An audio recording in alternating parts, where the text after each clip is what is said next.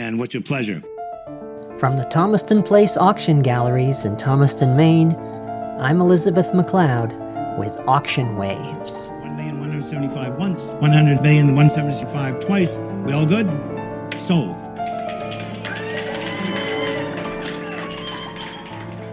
The excitement, the anticipation, the passion of the auction floor. For the buyer, it's the thrill of triumph, the end of the chase, as a prized item takes its place in a burgeoning collection. And for a seller, it's a sense of satisfaction and accomplishment in a deal to be consummated as a prized item finds its way to a new owner. But what actually happens once the hammer comes down?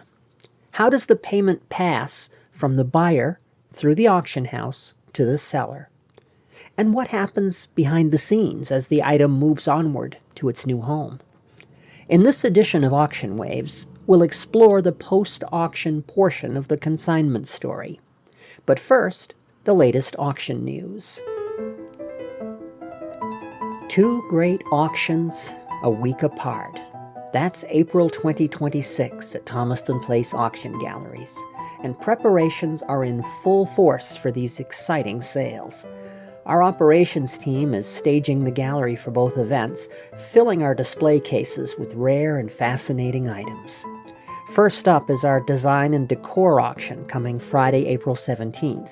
Among the pieces featured are items from the estate of longtime collector Richard Plunkett, whose passion for early 20th century art pottery comes to the fore in an impressive selection of pieces bearing the famous mark of amphora. Created in Bohemia, of fine kaolin clay, and glazed and embellished in the high style of the Art Nouveau era, these pieces have lost none of their power to astonish us with their exotic, delicate beauty, as auctioneer Kaja Veilleux acknowledges. I mean, some of these things, how they ever survived is amazing. All told, this auction features 18 different amphora pieces in a wide variety of styles and motifs, ranging from double-handled vases accented in iridescent shades of pink, blue, and green, to fine examples of the famous Gras Bijou series introduced in 1904, with gleaming jewel-like decorations fashioned from vitreous enamel. It's a rare opportunity to begin your exploration of this fascinating and rewarding collecting field. And if you're already an advanced collector of amphora pottery, it's an opportunity to acquire pieces from a collection carefully assembled by an experienced specialist in the field. And each of the amphora pieces in our design and decor collection is offered for your bidding interest without a reserve. You can examine this collection in person, along with more than 300 other fascinating items, when we open the gallery for previews April 14th, 15th, and 16th from 11 a.m. till 5 p.m.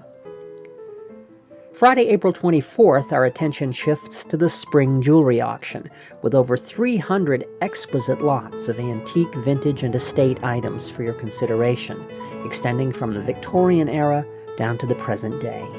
The collection features an outstanding selection of rare Victorian cameos, mounted as brooches, pendants, bracelets, and earrings.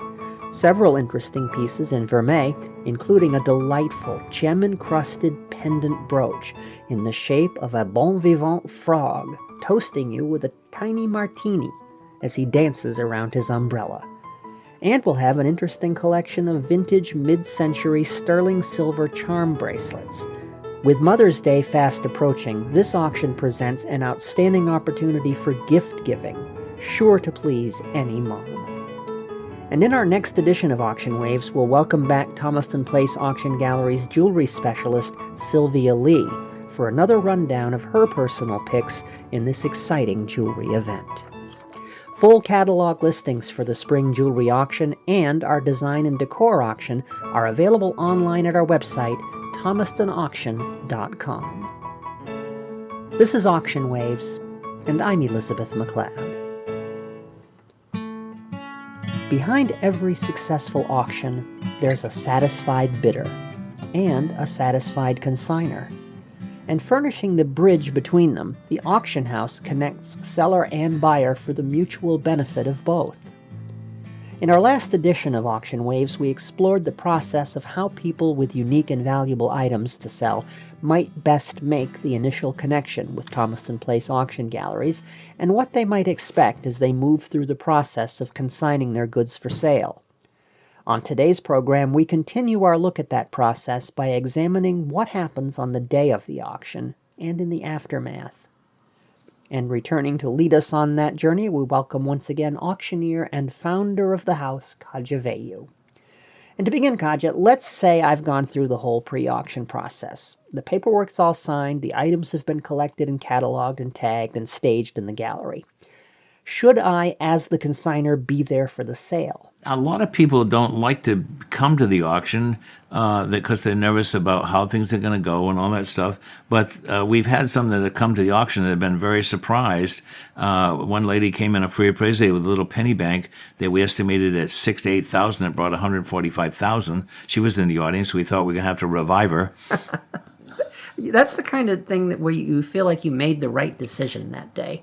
To be there and see that. Well, especially when the money was going to keep her grandmother in a nursing home.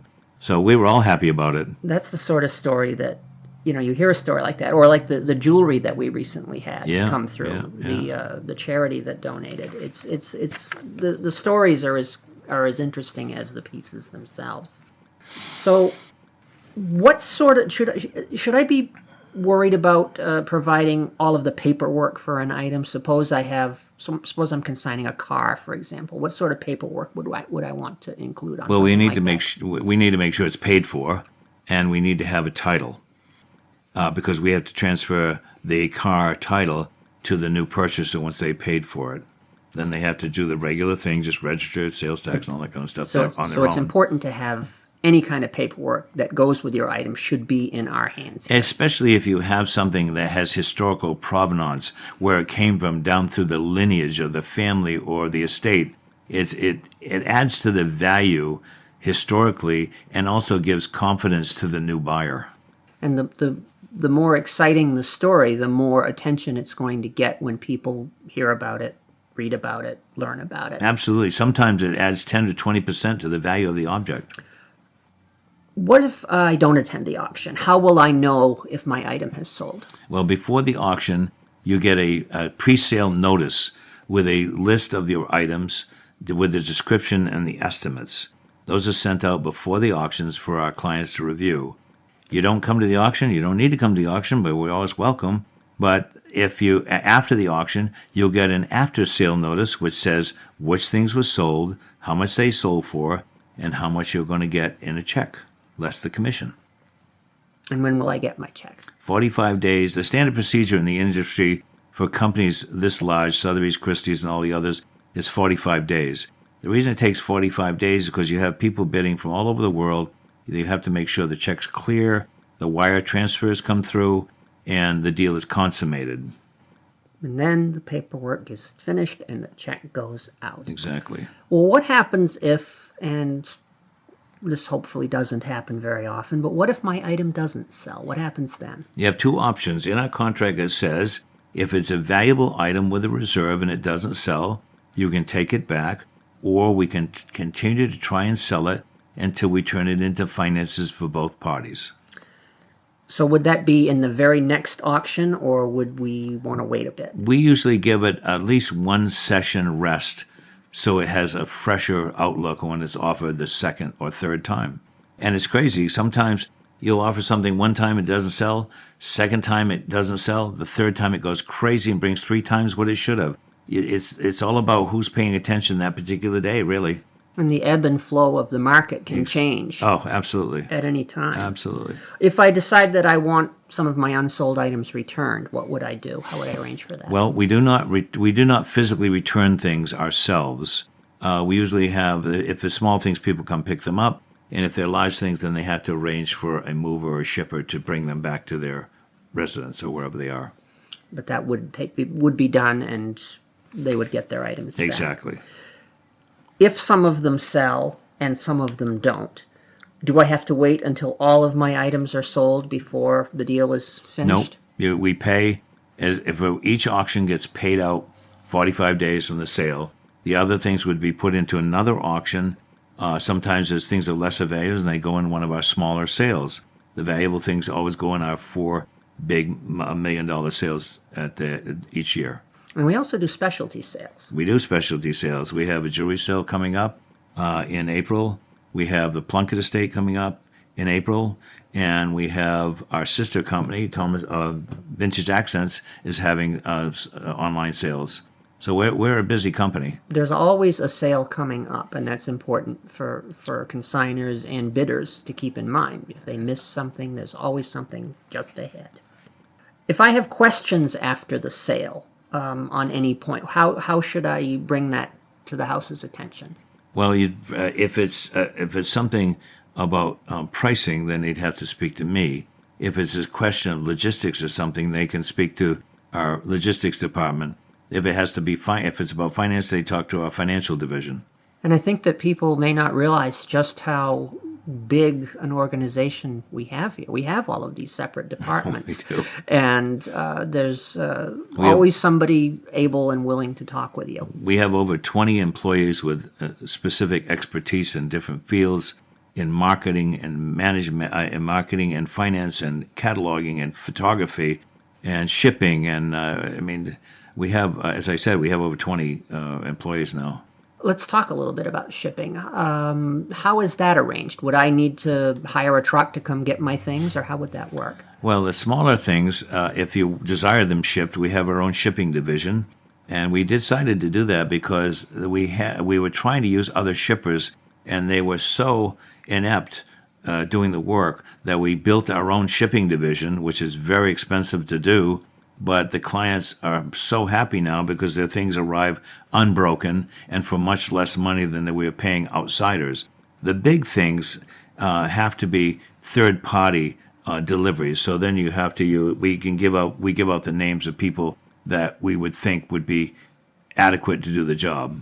Yeah. So the pieces are going to arrive intact and solid and well cared for. One would hope so. Nobody has to worry about that. One would hope so. One would hope so.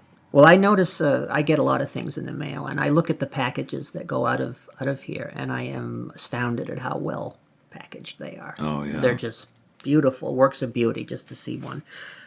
I tell all our shippers, all our packaging guys, treat every piece like it's worth $1 million. Because to somebody, it probably is. It is, absolutely. The intrinsic value, there's no price you can put on intrinsic value of a historical item or a family heirloom. Just no price. And that's something that's very important for both sellers and buyers to remember. The ultimate judge of value is you. Yeah. If I'm happy with my experience here, how can I share the word? Well, it's always great if we get a lot of letters and cards and stuff, but if now with all this online stuff, it's great if we get a review from somebody putting it on an online site. And we certainly would welcome reviews and lots of stars and lots of happy ratings. Kaja, thank you so much for spending some time with me today. And we look forward to the next big sales. Coming up. Been fun, Liz. Thank you. We're presently accepting consignments for our Summer Splendor auction, scheduled for June 26th, 27th, and 28th, and we'll be happy to consider your items. Remember that we offer free appraisal days on Tuesdays from 10 a.m. to 12 p.m. and 1:30 p.m. till 4, where you may bring in items for an on-the-spot examination. Or call us for further information at 207-354-8141. But don't put it off. Our consignment window closes for the Summer Splendor auction on April 17th. And remember, too, you can register to bid by phone or absentee in our Design and Decor auction and our Spring Jewelry auction and save 5% off the online buyer's premium on your successful bids. Find the link to our easy registration form when you visit thomastonauction.com. Don't forget, on our next program, Sylvia Lee returns to talk jewelry. The program is produced, written, and edited for you by yours truly, Elizabeth McLeod, who wishes you smooth sailing and happy bidding for Auction Waves. Auction Waves is an exclusive presentation of Thomaston Place Auction Galleries in Thomaston, Maine.